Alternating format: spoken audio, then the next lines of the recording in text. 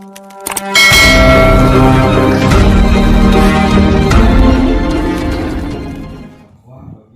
ultah Bayangkara ke-75, Polres Banyuasin berhasil ungkap 16 kasus tindak kejahatan. Kepolisian Resor Polres Banyuasin menggelar hasil operasi antisipasi tindak kejahatan antik selama 14 hari di markas Polres Banyuasin, Kamis, tanggal 1 Juli tahun 2021. Kapolres Banyuasin AKBP Imam Tarmuti mengatakan ada beberapa kasus menonjol yang diungkap dalam operasi kali ini. Di antaranya narkoba, daruda paksa, pencabulan dan kekerasan dalam rumah tangga KDRT. Dalam operasi antik selama 14 hari Bayangkara ada 16 perkara dengan 23 tersangka. Untuk kasus narkoba dari masing-masing kasus yang diamankan beberapa barang bukti berupa 41,43 gram sabu, dan kurang lebih 428 orang diselamatkan. Untuk kesopanan ada 15 kasus dengan 21 tersangka, untuk tipikor ada 2 tersangka, ungkapnya. Imam juga mengingatkan kepada masyarakat tentang kasus kebakaran hutan dan lahan Karhutla, bahwa ada sanksi tegas yang akan dilakukan jika melakukan pelanggaran, bahkan bisa diancaman kurungan puluhan tahun penjara dan denda miliaran rupiah. Kami imbau dalam melaksanakan aktivitas untuk berocok tanam tidak melakukan pembakaran. Ada undang-undang dan ancaman 15 tahun, dengan denda miliaran rupiah. Lebih bagus kalau bertanam dengan membersihkan lahan, buat galian dan masukkan tanaman, jelasnya. Masih kata Imam, pengungkapan ini berasal dari Polres Banyuasin dan 9 polsek jajarannya. Polsek yang mendominasi dalam pengungkapan ini yaitu Polsek Talang Kelapa, Polsek Mariana dan Polsek Sungsang. Ada 9 polsek yang melakukan pengungkapan kepada polsek lain untuk lebih aktif lagi dalam mendapatkan tangkapan banyak. Kita akan berikan apresiasi kepada polsek dan kanit yang berhasil melakukan tangkapan terbanyak, katanya.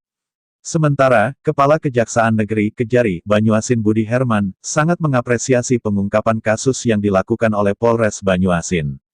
Pihaknya akan terus melakukan sinergitas untuk meminimalisir tindak kejahatan. Ada 2 kasus korupsi kita tangani saat ini. Dan ada kecenderungan kasus KDRT dan kesusilaan meningkat di samping kasus narkoba. Kita akan melakukan sinergitas dan lebih giat lagi dalam meminimalisir tindak kejahatan. Sementara itu, Kasat Narkoba Polres Banyuasin Ibtu Jatra Tunggal, menuturkan pelaku penyalahgunaan narkotika berinisial AL selain diketahui membawa senpi, pria tersebut juga terlibat pengeroyokan terhadap wartawan. Jumat kami melakukan upaya paksa, TKP-nya di Lebu.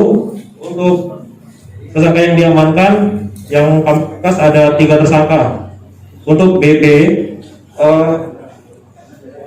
kami amankan ada 2 pucuk senpi rakitan, kemudian ada 28 paket sabu dengan berat bruto 5,09 gram, dan ada timbangan di tempat tersebut. Inisialnya AM.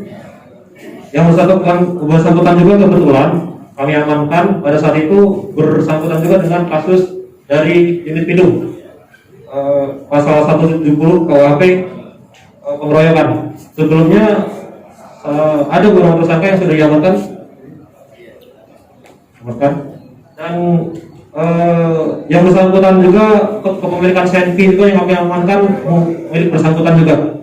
Jadi ada beberapa kasus yang maju dari tersangka.